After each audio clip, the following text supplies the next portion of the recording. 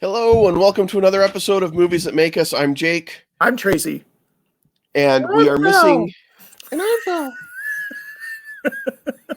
What? Sounded just like her. No, we are missing Val today, and anytime that one of us isn't here, we definitely miss them. So Val, we hope that you'll be back next week, obviously, and hope everything's good for you. So but we are ready to talk about, it's our last Rick Moranis movie that we're talking about this month. Kind of sad. It is really sad, and it's funny because as I've told people we're talking about Rick Moranis, and they start, oh, are you going to talk about this movie and this movie? It's like, no, we didn't. Listen, we did 3 movies, and so we didn't even touch on the guy's career. I know, like, he's got a huge career, but I think we did a wide variety of movies for sure between My Blue Heaven, Parenthood, and then today's movie, Spaceballs. They are all three very different roles and movies, and I don't know, Tracy, would you say that Spaceballs may be the silliest movie we've ever done? I think without a doubt, this is the silliest movie we've ever done. I don't think there is anything that we have discussed that comes close to the level of absurdity of this film, but that's not a bad thing. No, it's not. It's not. And especially because, and we'll get into the film a little bit more, but this is a film that knows that it's absurd and knows that it's silly. I mean, it's Mel Brooks, and if you know Mel Brooks stuff, you can't take any of it seriously. So, hey, we forgot to mention this is now officially Spaceballs the podcast. Yeah, correct. Spaceballs the podcast. I wish we're a spinoff. So we're all in on the merchandising. Well, I guess if it's Spaceballs the podcast, we have to start with one of these. The Spaceballs salute. Before we get into Spaceballs, and we're going to get into it, and we're going to go off the rails because it's a movie that just goes off the rails, and it's just the two of us. So it's going to go nuts. Yeah, so that's cool. Yeah, it'll be fine. But we both watched a documentary the other day that's on HBO Max. It's an HBO documentary, and it's called Fake Famous. And we kind of just wanted to touch on that really quick, just kind of recap it. If you guys haven't heard of it, it's worth checking out. And HBO Max exclusive, so that's the only place you can check it out. Correct. So, you were the one that kind of recommend. Well, you didn't recommend it. You said you had watched it, and I was like, "What is this?" And so I wanted to check it out. Tell us a little bit about what Fake Famous is all about. So I'm working yesterday late afternoon. I'm like, I just need something that I can put on in the background. I'm tired of commercials from TV. So I just want to find a movie that I don't have to pay a lot of attention to. And I, scrolling through, found this movie called Fake Famous. And it's about social media influencers and people, especially on Instagram, who have these hundreds of thousands and millions of followers, and they get paid to endorse products. So they'll talk about jewelry, they'll talk about like facial cleansers, they'll discuss all sorts of stuff. They'll go to a hotel and review it and stuff like that. But a lot of these people are simply buying their followers and kind of talking to the void until real people discover them. And it follows 3 different people. And it's interesting. They take 3 people, they audition a bunch of people, and they're like, we could have gone the easy route and chosen the obvious people. But they tried to find more quote unquote normal people, ordinary people, and trying to make them famous on the internet. And after about 15, 20 minutes, I'm like, I need to pause this and wait until after my work day because I've got to finish the rest of this because it's requiring my attention. So, you mentioned it. My wife and I decided to turn it on and watch it. And obviously, with what we do on Movies That Make Us and being involved with the Stolen Droids Network, we're all trying to build a little bit of that social media following because we want people to come watch our shows or listen to our shows. And we've done it all. Any of our followers we've gotten organically. We haven't gone and bought any bots or anything like that. Here. Which is probably why we're under 1,000 followers on like all of our social media. But I have confidence that those are all people that are on some level interested. Individuals, yes. Correct. But my wife does a lot with social media because she's a blogger. She does craft blogging. I mean, obviously, I'm going to drop the name of her blog here, fivelittlemonsters.com, because everybody should go check it out. It's amazing. And she's turned that into an income for us. But she can't compete with some of the bloggers that are out there because of the fact that they're spending hundreds of dollars, thousands of dollars to get these fake interactions and fake bots and things like that. Now, it's not everybody on there, but it kind of is as you watch Fake Famous and they break it down and they talk about even some of the big celebrities. It kind of is everybody out there that's got a huge following. And not just celebrities, politicians, news stations, entertainment sources. Everybody's kind of in on this. And I knew that this existed, but not how far that it went. Like during the election, I remember that Twitter and Facebook were getting rid of bots, and all of a sudden the numbers for politicians would drop and stuff like that. But I didn't realize that it was down to these individual people. And it's so interesting to me, the lengths that they go to. Like, they want to show that they're on an airplane, and they're really not. And so they went to Home Depot and bought a toilet seat and take the bottom of the toilet seat and holds it up next to the actress. And then they have a picture of some clouds behind her, and it looks like she's flying on an airplane the way that they frame up the picture. They just go out into the backyard and they get a kiddie pool from like Walmart, fill it with water and rose petals so you can't see the bottom. And then all of a sudden she's in a spa. It's crazy. Go ahead. Oh yeah. I just totally was. And when they got toward the end, spoilers, COVID happened. Yeah. I don't think that's a spoiler because I think we're all pretty familiar with it at this point. In a year spoilers are okay. Yeah.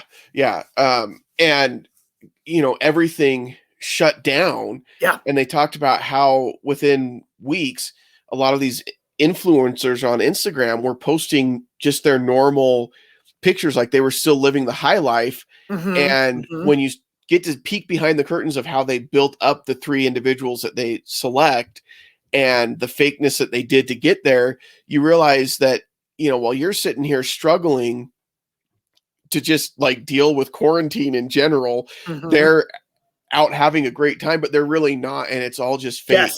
Yes. And then, one of my, go ahead. Oh, sorry. I was just going to say one of the, to me, the part that really struck home is to the end of the film. And I won't go into too much detail for those that want to check it out, but it really hits home how much social media affects kids. Yep. And the sad thing is we're now having a generation who is having kids who are raised on social media. So now they know how to get their kids into this. And that's a very questionable realm to be in sometimes. Yep. I agree. They showed the stats of, and I think this is probably the same when you and I were kids, Tracy. Like if somebody asked you what you wanted to be, like your dream job, for me, pro athlete probably would have been at the top of the list. And that was, they showed that for the longest time it was like pro athlete, doctor, astronaut, these kind of things. And now more and more kids are saying, I want to be an influencer. And I want to be famous. And what does that mean? So it's all very interesting. I think one of my favorite lines comes toward the end of the film where he says, the point of these influencers isn't to make you feel better about yourself, but to make you feel worse because you aren't happy with who you are and you want what they have. Hold on just one second. I got to close my door. No problem. Yeah. So it's a really interesting film. It's on HBO Max. It's exclusive there. If you're interested at all, as peeking, like Jake said, peeking behind the curtain, as to how social media really kind of works. Between this and I think it's The Social Dilemma that's on Netflix. Yeah. Yep. And we appreciate all our real life listeners. Exactly. All of that being said, it made me happy about where we are as far as our followers. We appreciate you guys and the interactions that we get. And we just, I feel like we try to offer something that's entertaining that people enjoy. And if that means that you follow us on Facebook or on Instagram or on Twitter, we just totally appreciate that. So absolutely. It's just awesome. The other film really, really quick, and then we'll jump into Spaceballs. It's on Disney Plus. Just came out on Friday of last week, and it's called Flora and Ulysses, and it's Mm-hmm. based on a children's book. But and this is a film that I would not have sought out in the theaters. Like, I wouldn't have bought a ticket and gone to the theater and watched it. It is really cute. It's a great family film. And when we talk about family films, there's a stigma. This is a really smart, clever movie. It's got Ben Schwartz, Allison Hannigan, Danny Pudi from Community, who we both love. Mm-hmm. It's got a couple people from Saturday Night Live. It's got Horatio Sands, or not. I think it's Horatio Sands. Anyway, really cute movie about a little girl who becomes friends with a squirrel who gets superpowers. So it's Nice. a weird concept, but man, it's cute. I've heard. I haven't watched it yet, but everything that I've seen from everybody that's seen it online has really, really enjoyed it. I'm sure there's somebody. I'm sure you can find somebody who didn't, and I don't mean everybody who's seen it really enjoyed it, but people that I've interacted with, it seems like it's been very well received, and I think that that's great. I think it's easy to look at Disney Plus and these kind of family films that they're putting out there straight to streaming, and Disney kind of has this record of, if it's on the Disney Channel, it's a certain level of quality, and if it's like straight to DVD, it's a certain level of quality. They're turning that around, I feel like, a lot on their 100%. Disney Plus stuff. 100%. Yeah. Because they've had a couple of really good, fun films. Yeah, there have been a few clunkers. The Fairy Godmother one was not good. Yeah, it was not good at all. That was not good. And I had high hopes because I loved both the actresses in it. But, yes. Whew, that was a stinker. Yep. But between WandaVision, the trailer that we saw for Falcon and the Winter Soldier, the quality is there. Like, they're putting in the time and the effort. Yep. And this isn't a stupid little kiddie film. This is a really cute, smart, clever film about a family coming together and overcoming difficulties while having a superhero squirrel in their mix. And it's really cute. Cool. Well, I'll have to check it out. It feels like it's probably on the same level of quality as like Noelle that came out like right after Disney. I didn't Plus see that launched. one, but I heard that one was good. Yeah. And I enjoyed that one quite a bit. And again, it had some good, strong comedic actors in it with Anna Kendrick and Bill Hader. Yes, Bill Hader. Thank you. And so it was also really good. So I'm excited to watch Flora and Ulysses. Flora and Ulysses. Yep. All right. You ready? So now I'm ready. Let's talk about Spaceballs. Let's buckle in. Make sure you're seatbelted because we're going ludicrous speed. We're going ludicrous speed. We're going plaid. Like, it's going to be out of this world. This is it's so great because it does poke fun at Star Wars, obviously. And if you're a Star Wars fan, you've got to be able to poke fun at yourself. And if you're a fan of anything, like, enjoy taking the things to the extreme that are in the movie. I mean, yeah, from the whole concept of Star Wars, which is ridiculous in and of itself, but wonderful and great and stupendous. I mean, to like, you've got Lone Star, right? And his friend Barf and Bill Pullman and John Candy. So good. Bill Pullman, John Candy. And when they're in their ship, which is a flying Winnebago, and I just love that because this is how you know they're poking fun. Because when you look at the Millennium Falcon, it is supposed to be like a hunk of junk. Like, everybody comments on that. I love that ship. It's one of my favorite ships in all of sci-fi. I mean, look, you can see up here, I've got the picture. Whoa, yeah, got the picture up on my wall. Like, I love it. When I saw the Millennium Falcon at the Disney park, like, I teared up. I legit was like, absolutely, I need a moment here. You come around that corner, depending on how you come in, and you come around the corner, and it's just blind, and then it's just there, and it's awesome. Yeah. But every time somebody sees it in the films, for the first time, they comment on it being a hunk of junk. Right. In Mos Eisley, they do it when they pick it up in The Force Awakens. It's like this piece of junk that's just been out here sitting in the junkyard forever, like all this kind of stuff. And so to take that to the extreme and have it be a junky, worn down Winnebago, like, it's just awesome. And that's when you're like, yeah, this is going to be Well, and the painful great, but fun. there's a minute. The first minute of the movie is nothing but the crawling of the spaceship as it goes through space. Yes. It's a full minute. I timed it. It is. It's really, really long. But the thing is, that's okay. And when you watch A New Hope, when the Star Destroyer comes over you and you've got it going slowly, it's not a full minute, but it feels long. And so they are poking fun at some of these things, and it's okay because you're like, yeah, no, that's fair. That's pretty funny. But what I think I love about this movie so much is it has the loosest definition of a plot. Like, they took the most cliche, like a princess who doesn't want to get married to the prince and falls in love with the scoundrel kind of plot. You can see this movie in, like, this is Tangled from Disney. This is like every princess movie that's out there almost is basically the plot from this movie. But guess what? The plot, it doesn't matter. They had to have a movie with a story that just moves you from one sight gag or pun to the next. And that's all this is. Right. It's the framework that you hang the jokes on. Yes. Exactly.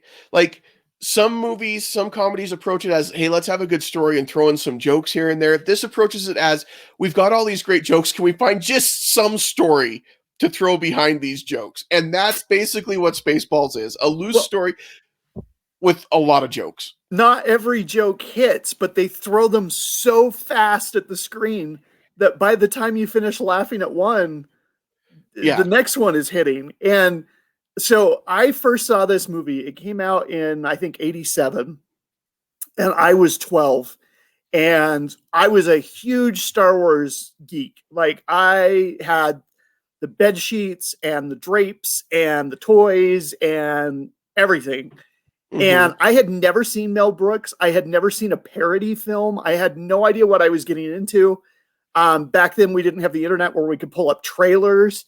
So I went into it cold. My dad went into it cold. My dad was like, oh, it looks like a Star Wars movie. The kids like that. And so he took us.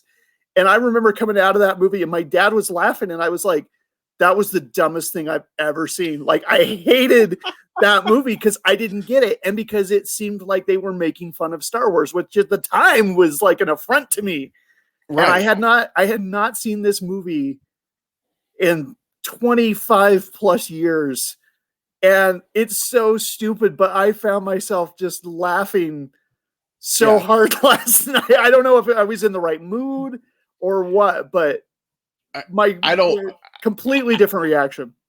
I just think that it's just, it might be in the right mood. I don't know, but I felt the same way. Like, I'm watching him like, this is the stupidest movie. And from a storyline plot point of view, it totally is.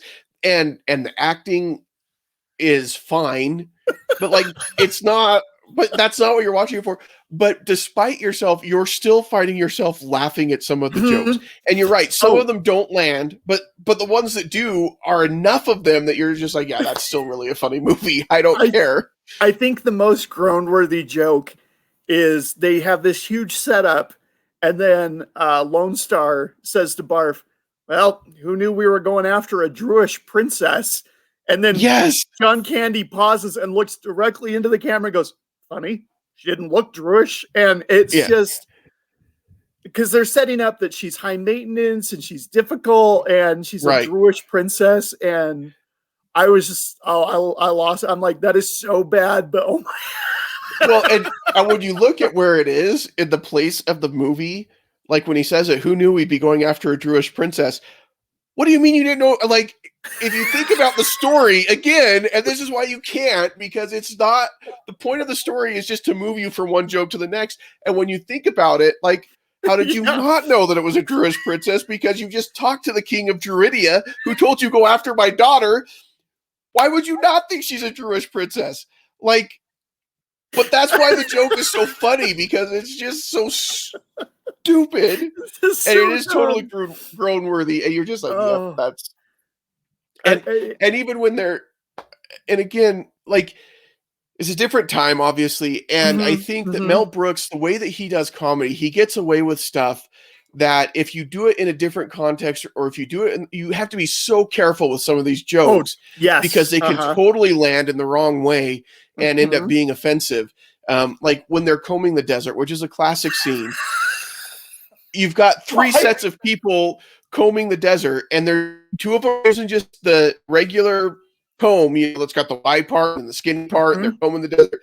And then you've got to the two black guys that are doing with the pick instead of a comb, and like, and it plays out fine. But if you do that wrong, it could play out so poorly. Oh, yeah. And like, you've Mhm. just got to be careful. And I think Mel Brooks flirts with that line. Oh, he is And right on that line. Yes.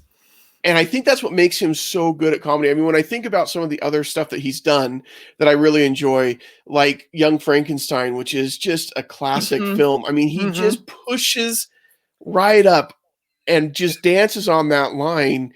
And probably as he's dancing away from it, and you think he's going to go over it, he's just giving you one of these as he's walking away. I mean, just like, and this film does that. I mean, it just takes it to the point where you're like, oh, this is going to get really inappropriate. And then it doesn't, but it's just enough. Yeah, And I think it's some really good. seasoning. Yeah. Yeah. And Hey, and for some people's taste, it may be over seasoned, and I get that, but I enjoy it. Sure. But I have a question for you. Yes. When is this happening? Now. This is happening now. So what happened to when we started the conversation? Well, that was before. Okay, hold on. Let's see if we can get this right here, because I'm going to try. That was probably my favorite scene rewatching the movie was them watching Spaceballs the movie. Whoa! So when is this there happening? We go. Well, this is now, and see, now we can look at it, and it's That is anyway. Now. Well done. That's a throwback to the movie visual. Well done, sir. And that is such a great moment because he's still totally confused. So what are we gonna do? And I love it when they're getting to the part where they're up to the now, and it shows the ludicrous speed part. It's like, skip over this, fast forward, like never show that part again. Rick Moranis in this is so good. He's so funny. He just has great timing as Lord Helmet, just perfect for this because he is the look of someone who is completely not menacing. Rick Moranis is the least menacing person you will ever see, I think. And that's not a dig on Rick Moranis at all. I don't think it's a positive thing to be menacing, but he just isn't. And so to have him be the big bad guy, yeah, Darth Vader is like the most badass, evil, menacing figure in cinema, and then you have tiny Rick Moranis with this gigantic helmet, and I forgot he's wearing a black tie. Yes, the tie is just perfect. I had forgotten that there was a tie involved, and just the way they play off that, he has trouble breathing in the helmet, so he's got to push the mask up, and and then when I love when they're in the desert and he's in the big pith helmet. Yes, and he's got it open the whole time, and then he closes it. And like Rick Moranis, we've talked about this before. When you're talking about actors, a lot of times people think that comedy is less than drama as far as the talent of the actors, and it's really not, because you've got to get that timing so right. And this is where he really shines. I mean, this is shortly after he's doing like SCTV and some of that kind of stuff. And if you've never seen SCTV, like, it's like old Saturday. I mean, it's Saturday Night Live. It's Canadian Saturday Night Live, basically. Exactly. And it's got some incredibly talented people on there, like Rick Moranis. John Candy was on SCTV. Catherine O'Hara was on SCTV. Bill Hartman was on that. Yes. Just incredibly talented people. And that's kind of where you can see him cutting his comedy teeth and really coming into his own is in that series. And this reminds me a lot of that, because he's in this outrageous costume playing this outrageous character, and he just does it so well because he just nails everything he says. Like the whole, well, when is this? Is this now? What? Like, he's totally confused by that. And you just what happened before? Every bit of it. When he crashes in after they're in ludicrous speed and they pick him up and he's like, oh, how is everybody? Why don't we go ahead and and take 5. Like the way he plays it is just so well done. It And reminded me a lot of his character in Ghostbusters at that moment. Yeah, It's kind of that, yeah, hey, it was, everybody, how's it yeah, going? exactly.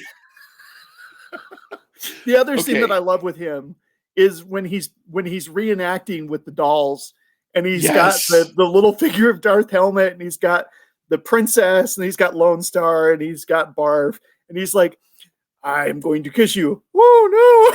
And then Lone Star's like, I'm going to stop you. Boom, and knocks him over. And I can't even imagine having to shoot that scene and trying to be quiet while he's doing this and not laughing. Mm-hmm. And I don't know how much of, I look at scenes like that and I'm like, I hope that just wasn't totally scripted. I hope that it was like, I bet you it felt improv. Yeah, because I would love for the director to just be like, here, I want you to play with these dolls, like reenacting the story. I don't have the exact lines, but just improvise. All right, great. Yeah. And then he's just doing it, and like with a straight face the whole time. And like when first of all, his right hand man is Colonel Sanders. All right, which is awesome. And they don't overdo the lines with it either. There's like 1 or 2 lines where he's like, "What's the matter, Sanders? Chicken?" And like, and when it hits, it's perfect. And it just, anyway, they don't overdo it. But when he comes in and he grabs the dolls and he's like, "Didn't I tell you to knock or whatever?" You didn't see anything. No, sir. No, I didn't see you playing with your dolls again. But yes, that scene is just so genius and so well done and so hilarious. And the great thing too is, I mean, the majority of it is spoofing Star Wars, but they take on several sci-fi classics. So you've got Star Trek with Snotty, who's trying to beam in President Scruggs. True, President. And he's got like the Scottish hat with the know. You've got Aliens or Alien, and you actually had I think I can't remember the actor's name, but the guy who actually had the alien burst out of his chest was cast into this role, and he gives a great line, "Oh, not this again." Yeah. And the thing is, if you're not a fan of Alien and you won't get that, but if you have, then you're like, that's hilarious because it's the same guy that happened to in the other movie. That's another one. When I was a kid, I was like, that was gross. What was that? And now having seen Alien, and then the alien breaks into "Hello, my baby. Hello, my darling." Yes. It's just so stupid, but it just works. It's so stupid. They also spoof Planet of the Apes. Yes. Which I had forgotten about, which was another film I had not seen at the time. When the apes come up and they're looking, what is it? Spaceballs. Oh, shoot. Well, there goes the planet. But that's another one where I was like, this is dumb. Why do they have talking monkeys? Like, I just did not get the comedy at the time. Yeah. And I think that's the thing. Now, you know, when you're a lot younger and you watch it, it does just feel like, oh, this is a funny Star Wars movie or making fun of Star Wars.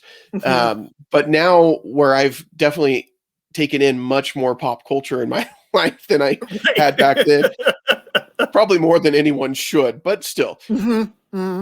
A lot of the jokes make more sense, and it's like they have when he goes over to the tapes and they've got I don't know how many Rocky films just laying out there, and you're like, well, that's Rocky funny because 5,000. And what's funny is when this was done, you know, back in the 80s, they maybe gotten up to Rocky 4 at that point, but like now what are we on? Like there's been Rocky 5 and then Rocky Balboa. And now the 2 Creed movies. So we're getting into that range of Rocky movies that they show.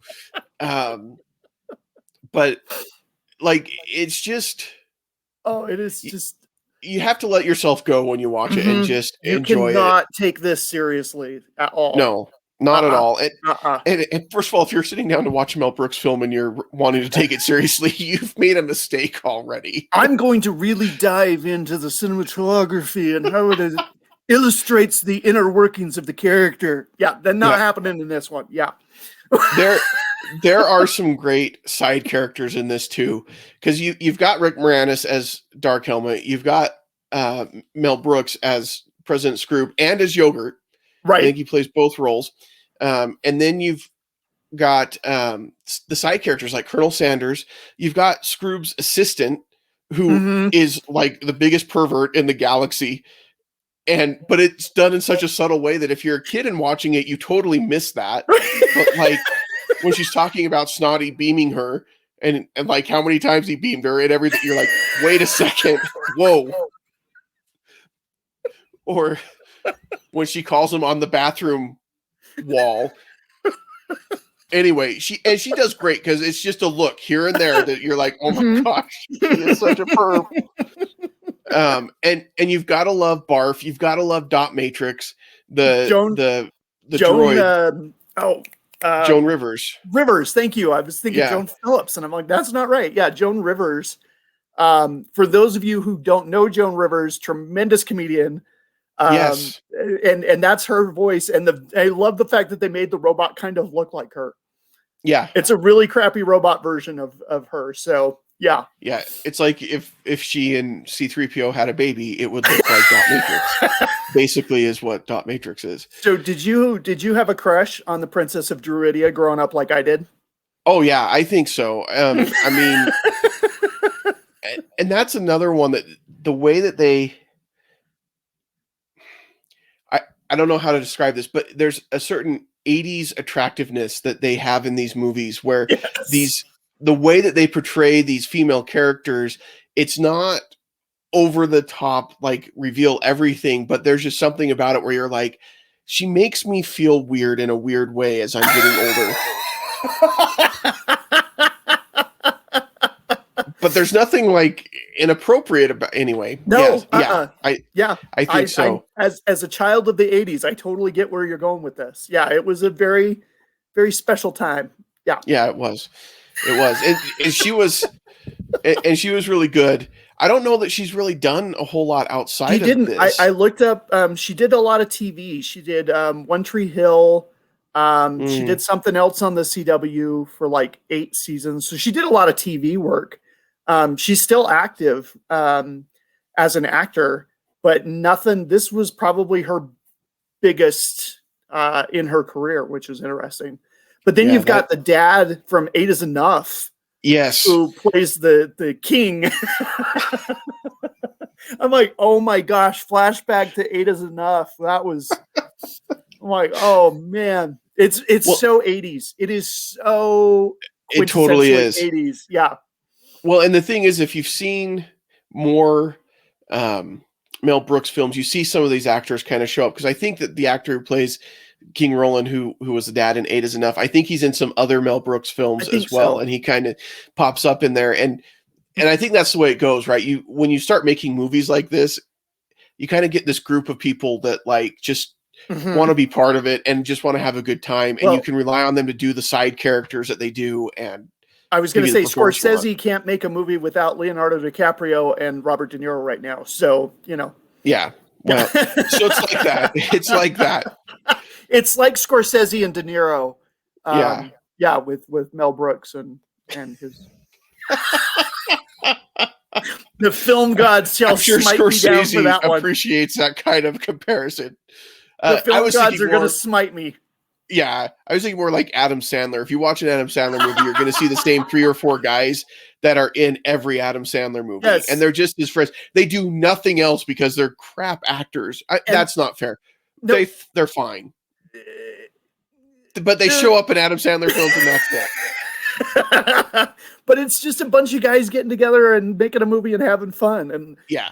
You got to respect that, you know. Oh, sure. And I kind of get the feeling with this film too. I mean, like so much of it is so low budget, but it still works pretty well. That little alien thing is a little stop motion puppet, but it works. The spaceships going through space look hokey, but that's the whole point. And, you know, and then the Schwartz is like animated, and when they get all tangled up, like it looks like a cartoon. But it works in the context of the film. I don't think that would work in a Star Wars film because it would be like, that looks too campy. Right. But in this, it's fine because everything is campy. And the lightsaber is such a cool iconic weapon. Like, you just feel cool. Like, right behind you, you have a lightsaber on display. Yes. And here it's this little ring that just makes this little boop. Yeah. And of course, say goodbye to your two friends. And I don't mean barf. I mean, there is some innuendo there that just completely went over my head when I was a kid. I know there's like she's gone from suck to blow. Yes. I see your Schwartz is bigger than mine. Like, I think I got that one quicker than a lot of the other innuendos, like at a younger age, because that one's pretty that one blatant. Like, oh, okay, yeah, but it's totally full of that kind of stuff, and but that's what it is. It knows what it is from the beginning. Right. It doesn't pretend to be anything else. It's not taking itself seriously at all. I mean, listen, they talk about jamming the radar, and then they throw a giant jar of jam at the radar. They are taking it to this level of ludicrous. Yeah, it is. It is ludicrous. There's no other way to describe it, because that's exactly what it is. And so you know that they're just willing to take it to those limits and not worry about what it is and not take themselves seriously. And if you can sit down and watch this film and not take it seriously and really just appreciate the humor in it, then you'll really enjoy this film. And I think most of our listeners have probably seen it. I think most of our listeners are pretty, I would think so, movie savvy and would have seen this movie at some point or another. I bet you a lot of them are like us and haven't watched this movie in forever. It's free. It's free streaming on Roku. You got commercials that you got to sit through, but it's not that big of a deal. Otherwise, it's a couple bucks to rent. But yeah, man, it was a welcome trip to nostalgia. I ended up buying it on iTunes for like $10, and I was like, yeah, because it was like $4 to rent or $10 to buy. I was like, I'll just buy it because I'll probably watch it again.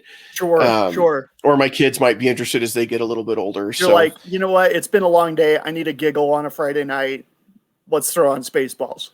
Yeah, exactly. Like when you talked about wanting a movie that you didn't have to sit and listen to. I mean, obviously, Spaceballs wouldn't work in this context because we were talking about it today. Right. But like generally speaking, you could put that on and just like just hear in the background and be like, oh, okay. It's every once in a while just chuckle to yourself and whatever. But it's a fun movie. It's a John Candy role that you don't normally see him in. So underappreciated and gone too soon, man. Absolutely. I love John Candy. I mean, he's in a dog outfit in a Mel Brooks movie, and he brings such warmth and humanity to this role. Like the scene at the diner where the tail is swapping the waitress's skirt. Yes. He's like, I'm sorry, mind of its own, can't control it. Or the scene, poor Barf, when he comes in and they're lifting up the statue and then it like drops on his foot, and he makes it like he does such little subtle things in it too.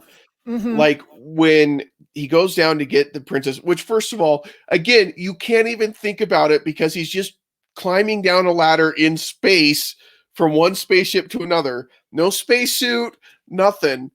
And that's the thing is you can't and I think they do that on purpose.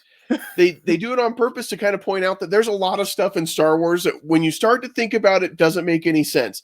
And they're just blatantly doing it. Like they don't care. And but when he's climbing down the ladder and he's like, we got to get up here so we can get you out of here and whatever. And she's like, well, what about all my luggage? And like, it's taking too long. And he starts kind of whimpering like a dog, but he does it so subtly that you can miss it, but it's so well done. He's like, it's so good. And it's just great. And the look on his face, he just looks like such a sad, like the puppy who got left home, you know? He's just... it's just awesome. And that's the thing, like it takes a lot of talent. If somebody brings you in and they're like, okay, we're going to have you play a Mog. And you're like, well, what is a Mog? Well, it's half man, half dog. So you're going to be in this ridiculous dog outfit that's going to look cheap and it's going to look bad on purpose. And your name is Barf. And your name is Barf, but you are the heart of this show. So we need you to really bring it. It takes a special kind of talent to be like, I can do that. I And got then you. to do it. It's just Yes. like, Yes. there are not a lot of big name actors that I think would be able to pull that off because they'd be like, this is the stupidest thing I've ever done. I feel self-conscious and stupid about this. I don't want to do this, because it's not like John Candy wasn't a big name at that point. He Right. was a big Right. star when Spaceballs Mhm. came out. So it wasn't like he was just trying to get into the business Well, and here. So the thing I love with John Candy is you don't sometimes you'll see an actor and you're like, oh, that's the actor playing this character. mhm. With John Candy, it's just the character. Like he's Yeah. Parf, he's the guy from Summer Rental, he's plays Trains and Automobiles, Del Griffith, you know, Yep. just he becomes that character and really kind of molds himself into that, and you just go with whatever he's creating. Yeah, So I agree. Yeah, he's so talented and was gone way too soon. But just an incredible talent. And and luckily now we're getting Rick Moranis back in some stuff. I know, I'm excited for that. Took some time away to raise his family out of the spotlight, and major props to him for that. And now he's coming back, and he's done a couple of commercials with Ryan Reynolds, Which are and great commercials. and they're making Honey I Shrunk the Kids film for Disney Plus. So Yeah. good to Yeah. have him Which back. it is good to have him back, but I also respect the fact that he said, at the point that he did, because again, it wasn't like he was just breaking into the business. He was a big Right. star He was when he his decided to biggest step feud. away. Mm-hmm. And I still think, even when you see him on like the Ryan Reynolds commercial, it just seems like this guy just doesn't take himself too seriously. Right. Right. He's like, He he's just- just Rick Moranis. This is just happens to be his job. Right. And he just happens to be really good at it. And he seems like the kind of guy you want to go and have lunch with and just chat. And he would tell you all sorts of stories that would be hilarious, but you feel like you're just with a friend. Yeah, I agree. I think so. And I don't ever want to meet him and have that that Broken illusion probably taken away from me. Like, I everything that I've heard is he's a really decent, nice guy, and I think you're right, Tracy. But if you catch him on the wrong day, that could right, and I don't want that ruined for me. Right, right. Absolutely. But now we've got to grade this movie, and I'm so torn on how to grade this movie. Like, I don't think you can grade this based on. Well, I don't know. I want to hear what you gave it, Tracy, and why. All right. All right. Well, this is my thoughts. Like I said, and we have said throughout this conversation, is this movie is completely ludicrous. It is off the rails. It doesn't make a whole lot of sense. But man, the jokes come fast and the furious. The acting is, for what it was, not bad. I mean, a very different version of Rick Moranis. This was this wannabe evil dictator who just really is just kind of a soft little nerd guy in a giant helmet. But he wants to be this evil dictator. It's a B movie, and I'm going to give it a B. It's a solid B for me. It's not great cinema. It's not Citizen Kane. It is not some of these other movies, but it is what it is. And what it is really funny and really clever and really well done. I mean, clever is stupid. And you can get so dumb. Like this straddles the line between dumb and silly and handles it really well. In the hands of a lesser filmmaker, this would have just been a really, really terrible movie. There's laughs. It was fun to go back in nostalgia, very 80s base. I'm going with a B. Yeah. And I think that's about right. It's hard because when I look at grading a movie, I'm like, okay, well, did I enjoy the story? Did I enjoy the acting? Did I enjoy, and the problem with that is the story, it could have been any story here. It didn't matter. And it was so inconsequential to the actual film and what they were trying to do, but they weren't wanting it. Like, the writing wasn't supposed to be like this powerful story. It was supposed to be what it was. And that's the hard thing is the acting was great from a couple of actors, and it was okay for the other actors for what it was, but they weren't looking for it to be great. And so right. you can't, like, any any complaint that you could throw at this, it would be like, well, yeah, but that's not what we were trying to do. For what they were trying to do, this is a really good movie that stands the test of time. It's funny. A lot of the jokes still land really, really well. And the ones that don't are, you're already on to the next one so fast, like you said, Tracy, that they don't even matter. Right. It's not his and work. It's not Blazing Saddles or Young Frankenstein, but no, but I think that it's better than like Robin Hood Men in Tights, which, yeah, although I haven't seen that in years, so maybe I'd have a different reaction to that now. But I think that's a good place to put this. It is like, it isn't Blazing Saddles or Young Frankenstein, which I think are two of the greatest comedies that have ever been done. They're just so good. And this doesn't get up to that level, but it is, I think, a step above Robin Hood Men in Tights. And I think that's a good place to put it. And for me, that would probably put it as a B as well. Nice. Blazing Saddles, Young Frankenstein might be getting into the 8 territory, but we're not talking about Mel Brooks films, and we're not talking about those films right now. So I can't tell you. You'll have to tune in later. You have to go in, if you haven't seen it in a long time, if you didn't experience it back in the 80s, get ready, but buckle in. But like I said, it is silly, it's over the top, but it's amusing, and it just is a really funny little, silly little inconsequential movie. It's not going to change your world. It's not going to change your life, but it's going to give you an hour and a half of a good time. Yep. And honestly, and it's only an hour and a half. So really you're not even having to commit a ton of time to it. But honestly, if you saw this 15 years ago and you liked it, or you saw this as a kid and you liked it, watch it again, because you'll probably still like it. There have been other movies that we've reviewed where I was like, I really liked that as a kid. And then I watch it, I'm like, why did I like Trap? The Parent Trap comes to mind immediately. Yeah. Yeah. And or even like we talked recently about Nacho Libre. I remember when that came out, I enjoyed it a lot more than I did this last time when we watched it. And I was like, but this is very different, because I think I got more of the jokes, 10, 15 years later. I think I enjoyed it on a different level. And I think that you will too. If you haven't seen it in a long time, go check it out. It's free in some places to stream with commercials, or not a whole lot to rent or buy. So yeah, $3.99. And if you've got an old VHS of it sitting around, just dust it off, put it in your VCR, and watch it. The other thing, real quick, I remember going to the theater, and again, I was so young. I was 12. I didn't get a lot of the jokes, but so much of the merchandise at the movie theater was Spaceballs themed. So it was Spaceballs the soda cup, and it was Spaceballs the popcorn box. And listen, if you're watching this movie and they start talking about the merchandising, and like I've seen Star Wars fans get upset about things like that, because it's like, well, no, Star Wars isn't just about the merchandising. I'm telling you, go back, watch, like on Netflix, there's the Toys That Made Us, and they talk about the Star Wars toys.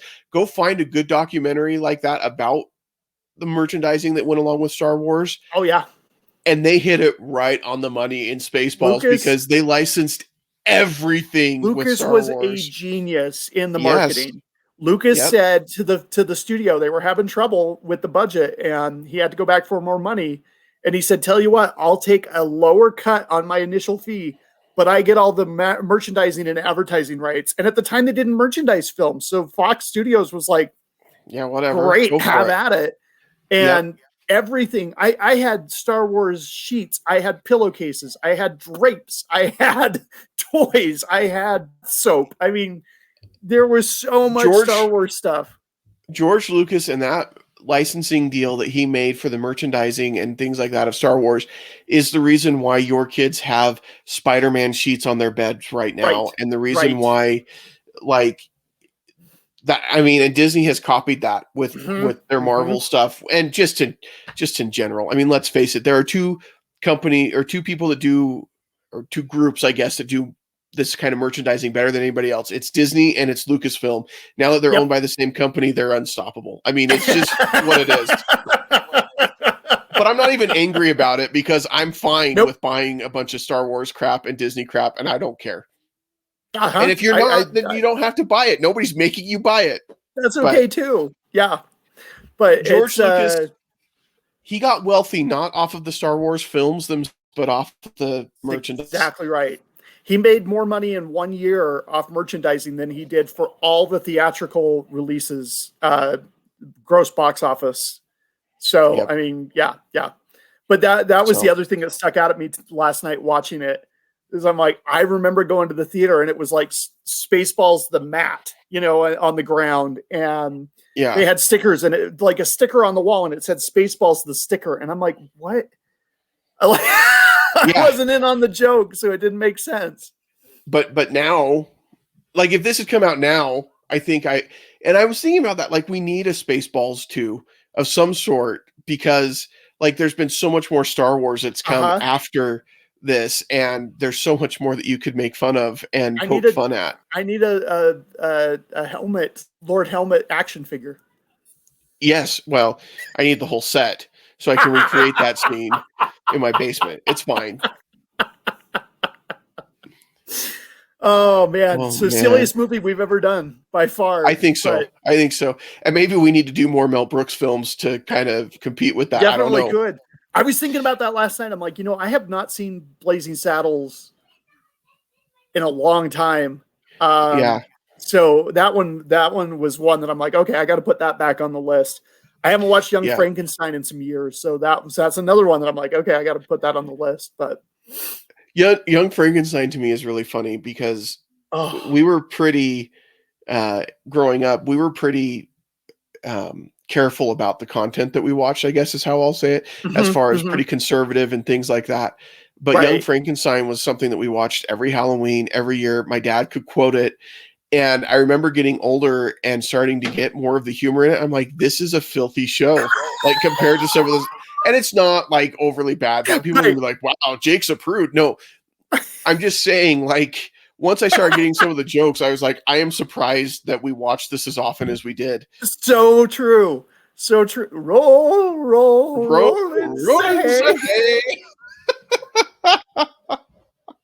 Monty Python's a lot like that too. You watch some like the Holy Grail now, and you're like, wow, there is some stuff in there that I don't know is appropriate for kids, but over our heads at the time. Yep. Like stuff that if my kid comes in while I'm watching it, I'm like, oh man, but they don't know what's going on. No, I have no clue. And I'm like, what was wrong with my parents that they let me watch this stuff?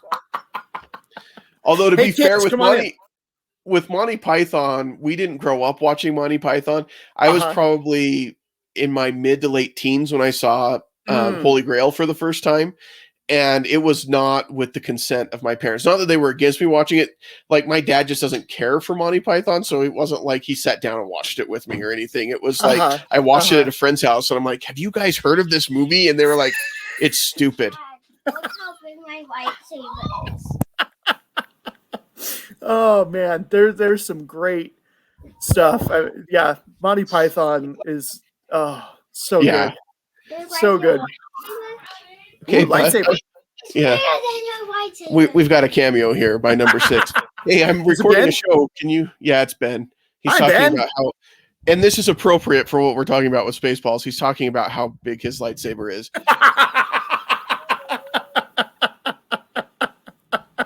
And there's just, I'm not gonna go there because he's talking about his little plastic toy. Yeah, but not gonna go near that one. So, but turn it on, have a laugh, enjoy yourself. Exactly, and it's a lot of fun. You'll really enjoy it. And if you don't, then we're sorry, and that's okay. You have no soul. Or we just hope you find something else to watch that you enjoy instead, and that's fine too. That too. Next week we are going to be back with some more staff picks for you guys. We have picked 3 movies each based on a weird director, kind of off the wall kind of director. And so we'll unveil those picks next week as we go into March Madness, where we are going to be doing, we're each picking a film that's just a little bit weird for March Madness. And in there somewhere, we are going to talk about the Zack Snyder Justice League. Yes. That's coming out on HBO Max. And I think that'll be an interesting conversation. We're going to go live with that. We want to have feedback from people in real time, we've done in the past. I think all three of us are on the same page in that we're not huge Zack Snyder fans. We're not huge. We're not like savoring and just chomping at the bit to watch this. It'll be interesting to see. I will probably only watch it because we're talking about it on the show. That's kind of where I am with it. I love the Marvel movies, but I was a DC kid growing up. Like Batman was my guy. And you're a huge Superman fan. I am. Yep. So it'll be interesting to see. I don't think Zack Snyder really understands these characters. He wanted to do more of a deconstruction of the superhero, as opposed to what they're supposed to be, which works for like Batman, but doesn't work for Superman, doesn't work for the Flash. So it'll be interesting to see. It's a weird experiment, but hey, we'll check it out and let you know. Yep. And we'll talk about it right here. So March is going to be all about some kind of off the wall kind of stuff. Because it's March Madness. I keep telling people we're doing March Madness and everybody's like, so you're going to talk about basketball movies? No, like nerdy movie kind of March Madness, not like basketball sports nerd kind of March Madness, which we're big basketball fans too. That's we're not against Hoosiers. Sports. Yeah. I'd love to do a month of like Hoosiers and Glory Road, and there's some good basketball flicks out there. There's some very good stuff out there, yeah. But we're not talking about those next month. We're talking about weird movies, so it'll be fun. And then we'll figure out what we're going to do in April, but that's what we've got coming up in March. So we hope that you'll stick around, check us out. You can send us email feedback at podcast@moviesthatmakeus.com. You can also follow us on all the social media. Please do get your bot friends to follow us as well. I just learned that there are over 100 million people on Instagram with 100,000 or more followers. We're slacking. We need more followers. So please follow us on Instagram, especially because we want to start getting those free deals from people. Oh, so I need some free swag. So get on that and get us some swag. Exactly. We want to get one of those all expenses paid vacations. Yes. To take lots of pictures and stuff. So, and if you haven't checked out Fake Famous, you really should. It's a lot of fun. It's a lot of fun in that it's very interesting. And then you'll get what we're talking about here. We really appreciate everything that you guys do. All of your interactions. We've had quite a few over the last couple of weeks, and we really appreciate that. We think it's great. And I guess that's it. I mean, until next time, we won't see you at the movies. Spaceballs.